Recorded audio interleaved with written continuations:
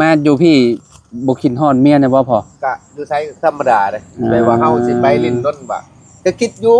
แต่ว่าเฮาปล่อยวางได้อย่าว่าปล่อยวางได้ได้โทรศัพท์อุ้มโทรหานี่บ่คันเมียโทรมาก็รับคือกันนั่นแหละ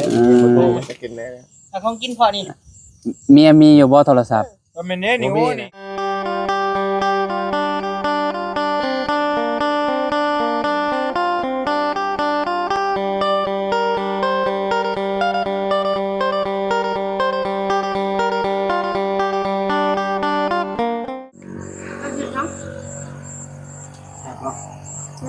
เอาพี่น้องเอ้ยเนาะเปิดภาพมาบ้านนี้ก็อยู่ที่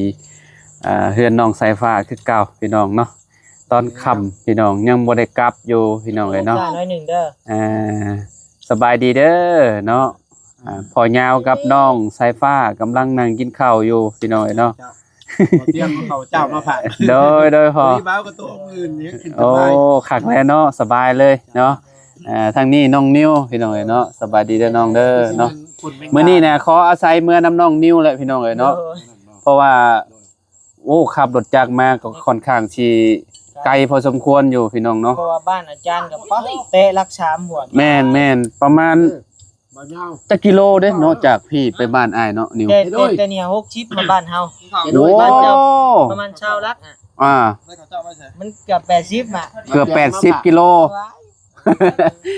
คันว่าอ้ายขี่รถเมื่อนี่ก็หนาวเลยเนาะก็สิฮอดยังเบายาวลงคลิปให้พี่น้องเบิ่งได้โอ้ยกระถาเบิ่งอยู่จะไปลงคลิปบ่เห็นเจ้าน่ะจะไปลงคลิปมาบ่จะพ่อจะบ่เห็นเจ้าเนาะนี่บ่ได้อยู่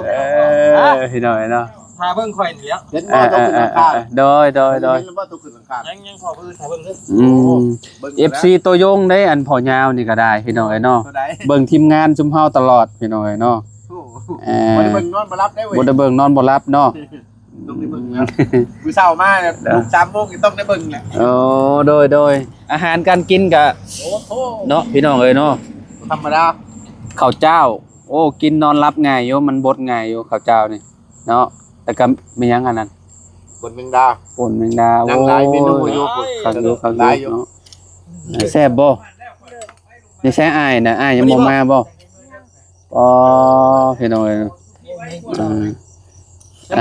เอาน้องแมวสิกินน้ำอันสายฟ้าอันให้เพิ่นมาพี่แต่เบ็ดจนเบิดว่ะเนาะมีเลี้ยงแมวไว้เนาะพี่น้องเอ้ยเนาะแม่นบางคนเพิ่นก็บอกว่ามีคอมเมนต์มาแล้วมีเพิ่นมีตี้เฮาว่าเฮาบ่เอาให้กินแมวกินตลอดเอาให้กินเพิ่นจนตุ้ยแล้วนั่นนี่นะเริ่มตุ้ยแล้วเจ้าเว้าผิดแล้วเอาอาหารให้แมวกินเจ้าแล้วบ่ให้กินแมวว่ะไม่ให้กินแมวเอาให้กินตลอดบางคนว่าเอ้าอาหารก็มีให้กินให้แมวกินมันจะเป็นอะไรเฮาก็ให้ตลอดแบบว่าบางทีก็เฮาบ่ได้ถ่ายคลิปเนาะเฮาเอาให้อยู่เบื้องหลังพี่น้องอาหารบ่ดีก็ซื้อมาเหมือนบ่แม่นเด้เรื่องนะมันเป็นตำนานเด้เรื่องอาหารอันหมากับแมวนี่เห็นบ่พุทธเจ้ามาเบิ่งเนาะแมวนี่เพิ่นเว้าว่ากินแก้วบ่กินแก้วแนะนำผู้ชายนะแบบเฮาไปลมผู้สาวเฮ็ดอ้อยตลอดเด้อยากบ่อยากก็มันต้องเว้าเด้นี่แต่ว่าอ้อยบ่อันนี้มักก็ว่าแต่จริงจังมักบ่มักโอ้ยข่อยมักเจ้าอันนี้คือกันแมวก็คือกันเนาะแมวคือกันห้องตลอดเนาะพ่อเนาะประเภทนี้มาได้ซะมานี่มันแบบมันคึงอะไรเว้าถึกคอนี่มันจะงอก้นเหรอได้โอเคลีได้เนาะยามมาเนาะแม่นอันนี้มันความเลยเวลาเพิ่นเจอแบบว่าคนที่ว่าเพิ่นถูกใจนะว่าง่ายๆเนาะสมมุติว่าคนก็ได้พี่น้องเอ้ยเนาะคันบ่ถูกใจเจ้ามาเบิ่งรถเจ้าสังเกตรถเจ้าเลี้ยง 5-6 ตัวบ่ได้อึดมานี่บ่ให้ได้บ่ได้ให้ได้ตัวเพิ่นถูกใจนี่โอ้ยอ๋อแม่นพี่น้องเอ้ยเนาะแม่นความนี่เพิ่นต้องสอนได้ถ้าแบบว่าอันโตที่ว่าเพิ่นบ่มักก็คือแบบเพิ่นสิอันค้างใส่เลยนะพี่น้องเอ้ยเนาะสิกัดว่าง่ายๆซะเนาะแมวนี่กินบ่กินก็ห้องเงี้ยวอยู่ซั่นแหละพี่น้องเอ้ยเนาะต่างแต่ว่ายามนอนเด้อพระเจ้านอนห่มผ้าห่มหยังก็ยาคันมันนอนน้อยๆก็ยาสำแขนนี่มันขึ้นจึกเจ้าหรือถือว่าน้ำหนักมันซ้ำฮอด10 20 โลพุ่นฮู้โลดนักจึกโลดแมวนี่ได้อึดอยู่ข่อยก็ว่านี่ มานอนมันนำขึ้นผ้าข่อยครับข่อยว่าคือมันนักแท้โอ้ยแมวน้อยๆจำแขนนี่โธ่ข่อยว่าซ้ำอันนี้เว้าโอ้จังว่าซ้ำกระเป๋าปูนเนาะโอ้ข่อยว่าเงินอยู่อัศจรรย์อยู่ได้เพิ่น เนาะ เป็นตังเงินอยู่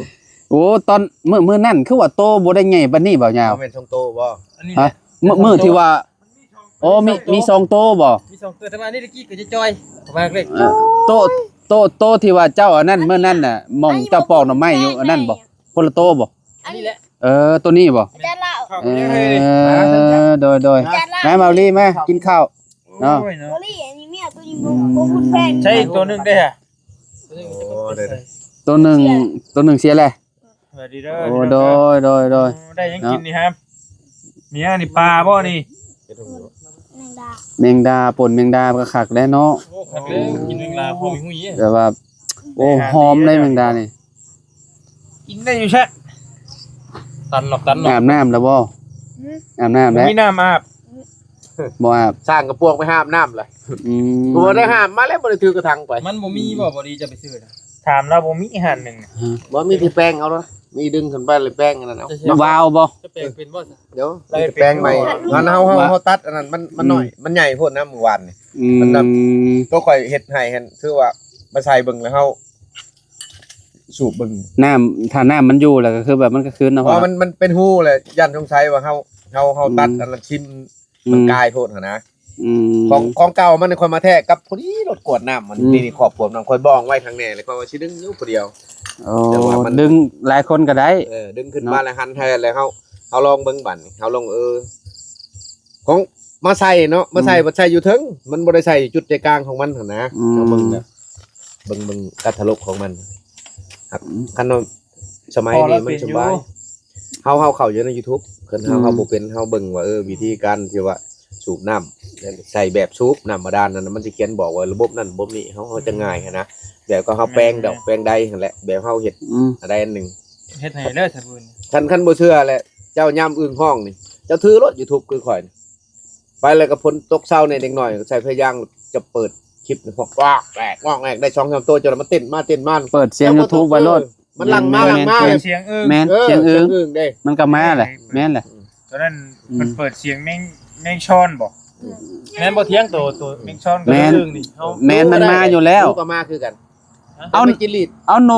กอยู่ในเฮือนนี่เฮาเห็นเวียดกับเจ้าเปิดเสียงโทรศัพท์น่ะก็จะกับเจ้าก็เอาอันกาวไว้อยู่นำกันน่ะเรียบร้อยหมดเลย เอาจน โอ้พี่น้องเอ้ยเนาะบินมาจับเต็มมาเลย เอาค่อยเฮ็ดบ่อยังรู้ละช่างไปกินข้าวเหล้าเลย โอ้นกอันนี้ยอมรับเลย มันกินข้าวขนาด อยู่ในเหล้าเฮา ได้รถเดือนนึงครึ่งสอบถ้าจอมจำเดือนเมื่อไหร่เป็นสอบมันหลายดิ มันหลายโตแม่นอยู่ กินหลายหนุ่มน้อยแต่ว่าพี่คือกัน โอ้โตมันนี่อ้วนคักคือหยังนี่เด้ตุ้ย กินแล้วแม่มายาวข้าวนะบ่กินบ่ โตเบาแล้ว อืม มื้อนี่โทเต้นดองสำลิงแล้วข่อย โตเบาได้กินข้าวเจ้านี่แบบว่าถ้าไปฮะมันบดง่ายได้เปล่าลีบดง่าย กินมันนี่แต่ว่ากินหลายกินยัดเข้าจนมัน อืม แต่ว่ามันก็แม่นอยู่แม่นความ ตอนข่อยเฮ็ดงานอยู่ไทยน่ะ เรากำลังกายได้จักชั่วโมงได้บ่30นาที เล่นจะคือหัวห่อกำลังกาย โยคนอ้วนนี่ต้องออกกำลังกายเลย เช้านาทีเล่นอยู่เพื่อนน่ะ ต้องออกได้ ชายก็เล่นวังนึงนี่นะ เจ้าซื้อนั่นแม่รถอันแลนครับเปล่าลี จังว่าอยู่เล่นกันลูกสาว มัน เล่นอย่างนั้นขึ้นน่ะ ว่าเฮาออกบ่หลายก็เนาะเฮายังได้ออกหันนะแลนแบบอันนั้นพี่น้อย คัน เนาะ ออกแล้วก็มีเฮงแล้วบัด แม่น แบบค่อยนี่เนาะแม่นอยู่ว่าเฮ็ดเวียกจะต้องซ้อมได้ แม่น แบบนักกีฬานี่คันชาวปฏิมวยรถหรือว่า จะไปแข่งเขารถมันบ่ได้ต้องซ้อมไว้เด้ซ้อมไว้คือเฮานี่สิเฮ็ดหยังให้เฮาต้องซ้อมไว้เฮาลงพึกก็ได้เพื่อว่าความที่ว่าแข็งแกร่งของเฮาถ้าเฮาบ่พึกบ่ซ้อมนี่บ่ได้จะเนี่ย แม่นแท้เลยฉะนั้นนักกีฬาก็เจ้าสิต้องวอร์มก่อนเวลาก็เจ้าสิแข่งก็ได้เนาะคันเว้าเรื่องอันที่ว่าเฮาอันไปเฮ็ดงานคือกันต้องกาเกียมนึ่งข้าวเป่าไผ่และไปฮอดแล้วห้วยมันไม่เมื่อยเลยเฮ็ดงานมันก็บ่ได้เลยอยากหิวข้าวแน่เนาะจังวิทยานี่โห แม่นเลย มันต้องกาเกียมเบิดอิ่มบ่ กินให้หมดข้าวเจ้า ป้าโตไหวที่บ่ได้ตลอดได้เพิ่นนี่ก็ได้ ได้ตลอดและสายฟ้าเนาะ หัวเบ่งออกแล้วนี่ก็ให้มาเรื่อยเลย ปีนี้เริ่มใหญ่ขึ้นแล้วนี่เนาะ ขนมกินได้ตลอดเด้ กินได้ตลอดเด้ ให้มาเรื่อยโอ้ขาตั้งอยู่พุ่นเนาะโอ้ขนมนามาขนมเฮ้ย พอเรื่องหมูนี่ เรื่อย มาอยู่พี่บ่คิดฮอดเมียนะบ่พอก ะอยู่ไสธรรมดาเด้แต่ว่าเฮาสิไปลิ้นรนบ่ก็คิดอยู่แต่ว่าเฮาปล่อยวางได้ อย่าว่าปล่อยวางได้จะได้โทรศัพท์อุ่นๆโทรหานี่ บ่คันเมียโทรมาก็รับคือกันนั่นแหละบ่โทรมันจะกินแล้ว เอาของกินพอนี่ เมียมีอยู่บ่โทรศัพท์ ก็แม่นนี่โอ้นี่ไข่พะ บ่ โล้ มี นี่ บ่ บ่มีนะ แค่ได้ห้ำนี่ มีแต่กันว่า โอ้นี่ มันใช้ได้สะดวก สมบักเสียนน่ะเป็นแล้วละว่านั่นน่ะ โอ้ยเป็นก็มันย่องแล้ว มีแต่กินเลยสมบักเสียนน่ะ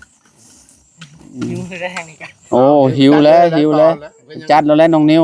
เฮ้ยมานั่งกินกูว่าพะโล้นี่น้องกินกันเถอะ กินฮอดอยู่เนาะเพราะว่า เย็นสมอยากสม เราก็อยู่ผู้เดียวได้เหรอเนาะพอเนาะเมียเจ้า เดียวเท่าเองแต่ว่าคันสิเว้ากับต้องแข็งแกร่งนะ คันว่าเฮากับมาหากับความหวังก็อยากได้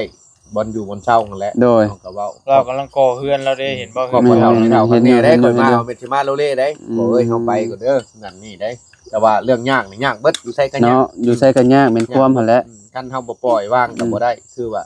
เพิ่นก็มีให้นาคันเฮาไปซอยเพิ่นก็เฮาเป็นเคยคืออย่างหนึงก็ซอยได้หั่นแหละแต่ว่าเฮาไปเพิ่นจำเป็นเด้จำเป็นแล้วเฮาจะได้ เฮาก็อยากได้เนาะ แซ่บเฮงเบิด น้อยหรือหลายก็เฮาจะได้ โดย เว้าบ่ได้ โดย เดือนนี้ก็ไปก็บ่แม่นบ่ได้ก็พอได้อยู่ได้กิน เราจะนั่งจะพอยห่าง ช่วงมีโอกาสเนาะพอเนาะก็แม่นความเราอยู่ได้พี่น้องเอ้ยเนาะ ยังเชื่อจนไปหาขอเฮ็ดงานค่อยเรื่องเฮ็ดงานแม่นว่าคือเป็นหยังหนึ่งมาเขาบ่ฮู้จักเฮาก็มาเขาบ่มีความเชื่อมั่น แม่น เพราะว่าเจ้าเฮ็ดได้บ่หรือบ่ได้หั่นนะความหมายคือค่อยเฮ็ดคุมื้อนะเอ้าเจ้าว่าเฮ็ดได้บ่ผู้หนึ่งสองคนค่อยบ่ได้คิดอ่ะบ่คิดว่าเฮาเฮ็ดได้บ่ได้อยู่ในความแข็งของเฮาวิธีของเฮาเฮ็ดเฮาว่าแน่นบ่ได้คือบ่ได้คันว่าได้แล้วได้โลด โดนเชฟให้บ่กินนี่ โดยแม่นแหละ น้องนิ้ว ตกใจ น้องนิ้วให้หยังน่ะ โอ้ยเงิน อ๋อ ให้เฮาเลยเป็นคนเอาไปให้ โอ้ เจ้าว่าเซอร์ไพรส์พ่อยาวน่ะคักได้ใช้ผ้านี่พี่น้องเอ้ยเนาะประธานเด้นี่ ประธานน้อย ยอมรับ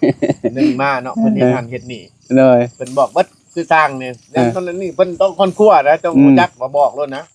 บ่ได้เข้ามาบ่ได้บ่เข้าค่อย แก้วเฮาต้องอยากแก้ว หมูเบิ้ลทัน เจ้าเป็นคนฮู้ เอามีเป็นภาษานี่ เห็นมื้อนี้จะถ่ายแล้วมาสร้างว่ะไปก็ดังไฟขึ้นกับเห็นบางบวบมาแล้วก็แกงกับเอาไข่ใส่แล้วมันบ่เห็นว่าเบิดตัก2ถ้วยเรียบร้อย เฮาบ่ย่านไผเฮาพุ่นบ่ย่านไผได้อยู่เรียก็อยู่ได้ เนาะ เอาจ้ะ เห็นอยู่ตอนนั้นน่ะตอนนั้นบ่ได้มีไผเข้ามาก็เราอยู่ผู้เดียวแล้วน่ะน้องเพิ่นผู้ใหญ่เพิ่นสิคิดเห็นก็เห็นน้องเพิ่นอยู่ผู้เดียวนี่แล้วกระบะนี่แล้ว บ่มีถั่ว ที่ว่า เฮานี่ เบาลี่เข้ามาตอนแรกๆน่ะเจ้านอนผู้เดียวบ่ แม่ต้นบ่เจียงมาบ่เจียงบอกให้บ่รีมา บ่เตียงบอกให้วารีมาจะให้เว้า เจ้าได้อยู่จัก ฮู้เยอะอีกนี่ เจ้าเบิ่งคลิป บอกไปเรื่อยอีกนี่ก็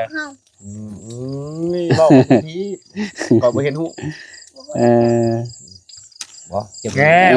เอาดีๆแหละ อันนี้บ่ฮู้นะ เอาไว้จูดไว้หยังแหละ บ่แม่นฮู้แล้วอันนี้ เนาะ ตามเพลงเพิ่นนั่นแหละ คือว่าแล้วอย่าถือสามันดอกพี่น้องเอ้ยเนาะ จะบัดใหญ่มานี่จะมานาบแท้อ้ายคือหมูนั่นอีกแล้ว บ่ได้เด้เนาะ บ่เอาได้แบบนั้น จะเบิ่งคลิปอยู่หรอวะ ยันอ้ายอดบ่ได้คือว่าเตียงกัน โอ้เราเพื่อเราใหญ่นี่ เจ้าก็เจ้าก็เฒ่าแล้วเนาะ เราเป็นคนตัวใหญ่แล้วบัด แม่นเบิ่งว่านี่แข้งขาเรานี่พู อันบ่เตรียมคือเห็นนั่นบ่ยังเจ้ามาเห็นมีปึ้มได้ตอนน่ะเขียนอยู่บ่มาให้พ่อสร้างสอนให้ก็ได้ถ้ามีคนฮู้ว่าเขาเฮียน โทรศัพท์เจ้าลิ้นเลยให้ลิ้นเป็น บ่ได้แท้ก็พออ่านออกเขียนเป็น แม่น แม่มันฝากปึ้มได้มาให้แต่ไทยเพิ่นอยาก บ่ได้หลายก็ให้เฮียนพออ่านออกเขียนเป็นยามกินข้าวนี่แล้ว ยากการทำอะไรมา ทำอะไรทำนี่ล่ะ เนี่ย บ้านเราน่ะแม่เป็นว่าทำมาทำนี่เนี่ยยาก เห็นบ่อยู่เนื้อเนาะใหญ่กว่านี้อีกเนาะใหญ่กว่าฮ้อนน้องสายฟ้าอีก เว้า ก็ ได้เพื่อคิดบ่ทันเนาะ ยาก ยกตัวอย่าง อืม มันมีเด้ประสบการณ์เพราะว่าคนเนี่ยเนาะได้ครอบครัวอะไรบัดนี้แหละเอาพวกทางประเทศ อืม แล้วบ่เป็นซะภาษาอังกฤษหั่นนะอืม อ๋อนั่นมัน มันแบบไปเฮียนได้บัดนี้จ้างเฮียนเบิ่งเงินได้ หมายเพิ่นอยู่เพิ่นพี่บ่คือกันเด้ แม่น พอ บ่ อยู่เมืองนอกแล้วพอหมายถึงเมืองนอกบ่ แม่นแต่ว่า แม่นก็บ่ เฮาได้ผัวต่างประเทศยกตัวอย่างคือลูกสาวไปบ่หรือว่าอันนั้นน่ะครอบครัวหั่นนะแล้วอยากไปน้ำลูกน้ำผัวเลย อืม เฮาเฮียนภาษาบ่ได้แล้วเฮาไปเฮียนคันว่าอยากเฮียนแหละไปอยู่ตลาดรถไปฟังที่ว่าอันนั้นน่ะเขาซื้อเขาหยังนะแปลว่ายามกินข้าวบ่หรือว่าเขาซื้อเครื่องซื้อหยังเลย อืม โดยภาษาตลาดแบบเฮาไปเรียนนี่นะคันกินข้าวก็คันว่าพอเว้าจักผิดจักถึกอังเกิม แม่นถูกต้องอันเกิม อังเกิมก็ยี่กินข้าวกับหยังหั่นนะ อืม ความหมายหั่นนะของเขาพังเขาเว้า อืม แต่ว่าเฮาหลายเว้าหลายก็บ่ได้เพราะเฮาบ่ได้เด้ อืม เฮาศัพท์ของเขาปิดนึงเขาเว้าว่า อืม มันบ่ถือบ่ได้ภาษาเขา คือเฮา อืม เฮาไปพุ่นเฮาก็ได้อยู่เนาะ แม่น อันเฮาไปเหนือน่ะเราวเทิงน่ะ จะด้วย จะโดยได้ ตะกู้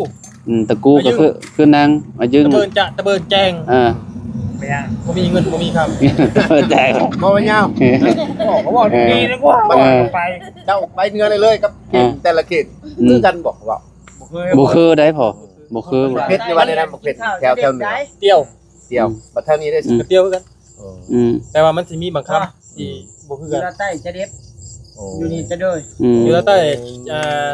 แม่นจะเล็บแล้วก็ จะเด็บ แล้วก็มันสิมีมันมีหลายชนเผ่าได้ แม้นหลายชนเผ่ามันก็สิว่าแบบแตกต่างกัน เก่งๆง่ายดิ บ่ฮู้ดิตัวนี้ เออ เอาคือบอกขอบย้วย เออ เชื่อว่ามันสิมี เออ ชนเผ่าหนึง ไปอยู่2-3ปีแล้วเขาเว้า จะเล็บแล้วก็ อ่า บ่ฮู้จัก กินน้ำนี่ง้อดัก ผมด่า อมดัก อืม ไม่เหรอ ดะบ่ดื้อดะ ดักนี่แล้วดักนี่คือน้ เออ นั่นด่า บัดเท่าเขตนี่เขาเด้อ ำหลักจึงแน่นอน เขาอิ่มแล้ว เอาเด้อ อืมอิ่มแล้วบ่สายฟ้า ก็หมายคนดัก อิ่มแล้วเนาะไปแล้วบาดนี่อ่ะขอบใจละลายเนาะ ก็เครื่อง อิ่มเรียบร้อยแล้วอิ่มเรียบร้อยแล้วพี่น้อยเนาะ ยังอยู่บ้านขนมมาให้คืนนี่กะ ยังแล้วเขาสิได้ น้องนิวหิวข้าวแห้งบ่นิวคือไปรีกินอย่าพูด พี่เห็นนี่แหละบอลี่ใช้มีดิบ กินเนาะท้องท้องพี่น้องเอ้ยเนาะ กินลิ้นนี่นะ กินลิ้น เนาะ เพื่อฮอดบ้านเมื่อฮอดบ้านก็กินใหม่อีกเนาะอืม โท เดี๋ยวนี่พะโล้นี่เข้ากันได้พอยกับอันนี้ กับข้าวเจ้าเนาะเข้ากัน เอาชื่อมาแต่ชนูบ่อีกเลย อยู่ลาวเฮาก็มีไข่พะโล้เนาะว่าลีเนาะ ปัญหาก็เริ่มมีนี่แหละ เนาะ ไข่เค็มบ้านเฮาเอิ้น นี่แหละพ่อแม่เพิ่น จัง เว้า แหละเฮาเอิ้นไข่เค็ม ของกินคนทุกข์สำน้ำมากน้องคนกินคนหั่งนี่สำน้ำของมากหลาย อ่า โอ้ยเนาะ แม่นเด้อ อ่าคำคมลาว ปัญญาประเด็นบ้านเฮา เนาะพญาบ่แม่นพญาบ้านเฮาน้องเนาะ บ่ยาวว่าเพิ่น อืม ห่วง หยาดดิ แซ่บเนาะเจ้ากินเนาะ คือเว้า อืม มื้อเช้านี่ก็มีเด้ อืม ตอนเที่ยงครับเฮ็ดแบบไข่แบบหยังกินขนมไป อืม ตอนแรกมันต้องนักแล้วนิดนึง อืมกินแล้วก็พักผ่อนเนาะพ่อเนาะ กินก็บ่แม่นเมาดอกก็ล้นเรืออยู่พอเราอยู่เดียว โดย ต้มขนมก็มีให้อยู่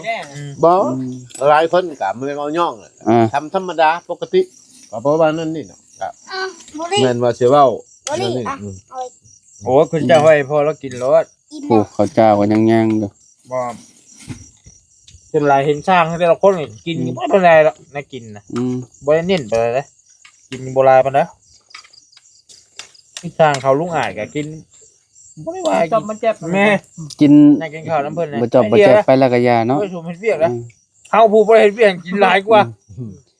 บางคนเฮ็ดเวียกบ่ได้อยากกินข้าวหลายเลย เพราะมันน้อย เนาะแบบธรรมดาแล้วดี ไปคันว่าเฮ็ดเวียกที่นักๆนี่ เป็น นักเป็นงานปูนเด้อ ผันแห้งกินข้าว ต้องได้กินนู่นแหละ ผันแห้งกินข้าวแล้วเนาะเพราะว่าเฮาต้องใส่กำลังเนาะ ใส่กำลังได้งาน งานปูนนี่คือแบบนักอะไรแม่นความเราแล้ว ต้มขนมนี่กินบ่จักแล้วต้มขนม โอ้ เป็นเพิ่น คือเฮาอยู่ฝั่งไทยก็คือกันเฮาเฮ็ดงานแบกเหล็กนะเหล็กตันได้เฮาเฮ็ดนะถ้าบ่กินข้าวก็เฮ็ดบ่ได้ แบบว่าเฮาก็บ่มีแฮงยกได้อันนี้คือกันแหละต้องใช้พลังงานหลายพอสมควรอยู่เนาะ โง่ช่วงหนึงไปปาดเนาะกินข้าวเจ้า 3-4 ปีมัน ปาดกระเพาะสอดเอาวันหนึ่งมาก ยังยังสัก หรือ โค ว่า บ่ พญาติ ตาแม่ลูก ก็บริคิดนะว่าสิแข็งแห้งปกติวันนี้เศร้ามากอะสบายใจ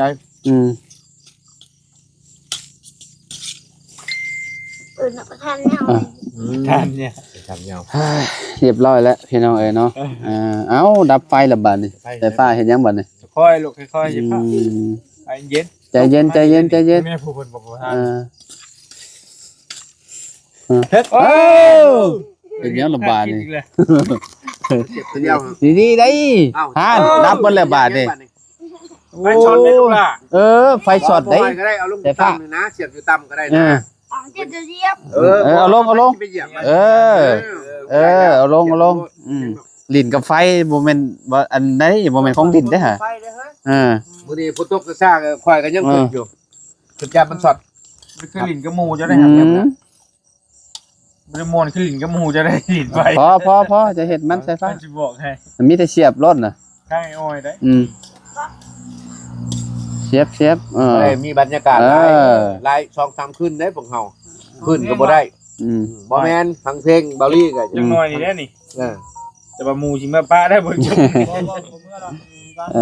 จะฟังพื้นให้บ่าวยาวเว้าผู้เฒ่ากับลูกเคยก็บ่ได้พังจักเทื่ออันลูกเคยกับนั่นผู้เฒ่าถึกกันที่ผู้เฒ่ากินหัวเพราะว่าผู้เฒ่ากินหัวถึกกินหัวปานรู้แล้วย่อหมอลูกเคยหายแห้งตอนเน็บบ่วงเสียวใส่ขี้แห้งอันที่ตอนนั้นแหละไปว่าโอ้พื้นนี่ บ่ ครับ คิดจำเนาะ ได้ชุดแล้วพารับก่อน มีงานบ่ก็ตุ่มๆเนาะเขาจะเปิดซื่อๆเนาะลุงเรือบ่ครับบ่มีแล้ววะเบิดแล้ววะเอาซะเนาะไปพี่น้องเอ้ยเนาะอยู่ดีมีแฮงบ่สุขุสุขคนพี่น้องเอ้ยเนาะขอบคุณหลายๆที่ติดตามเด้อเนาะมื้อก็แล้วนี่ มื้อก็แล้วเนาะไปบักละสบายดีโดยมีแต่ลุยเฮ็ดห้องน้ำต่อคันว่าแล้วหลังคาแล้วพี่น้องเอ้ยเนาะโอ้ปิดอีกแล้วบาน